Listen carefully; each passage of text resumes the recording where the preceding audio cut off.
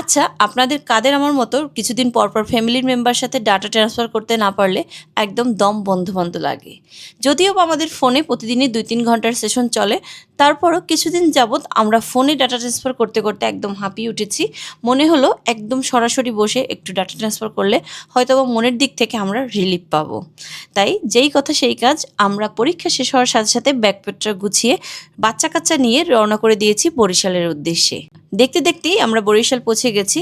বরিশাল পৌঁছানো মাত্রই সিজা শ্রেয়াসের দাদারা তাদের ওয়েলকাম জানানোর জন্য চলে এসেছে। এরপর ব্যাগগুলো হাতে হাতে নিয়ে আমরা বাসার উদ্দেশ্যে চলে যাচ্ছি। সৃজা একটু পরপরই সুযোগ বুঝে দাদার কোলে উঠে নিচ্ছে। আর এই ক্ষেত্রে কিন্তু সিজা একটু বেশি লাকি, কারণ সে অলওয়েজ সবার কাছ থেকে একটু প্রিন্সেস ট্রিটমেন্ট পায়, যেটা শুদ্ধ আর শ্রেয়াসের বেলায় হয় না। প্রথমেই তার ছোট পিপি তাকে আদর করে বরণ করে নিয়েছে, এরপর হৃদিও হ্যান্ডশেক করে ওয়েলকাম জানাচ্ছে। আমরা ঘরে ঢোকার সাথে সাথেই আমার মেজ ননদকে খুঁজছিলাম, তখন শুনতে পারি সে নাকি বাইরে গেছে। ওইদিকে সিজার দিদিভাই আজই ঢাকা থেকে এসে আমাদের জন্য ওয়েট করছে। তাহলে বুঝতে পারেন আমাদের ডাটা ট্রান্সফার প্রোগ্রামটা কতটা সুন্দর হবে। এরপর আমাদের শো স্টপারও ঢুকে গেল, আর তার পিছনেই দেখতে পেলাম আমাদের মেজ ননদও চলে এসেছে।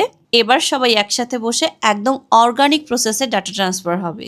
আর হ্যাঁ, আমরা যদি একসাথে 10-15 দিনই থাকি তাহলেও কিন্তু আমাদের ডাটা ট্রান্সফার শেষ হয় না, কারণ আমাদের স্টোরেজ এতটাই বড়। তাই আর একদমই দেরি না করে সাথে সাথেই বসে গিয়েছি কিছু ডাটা ট্রান্সফার করার জন্য।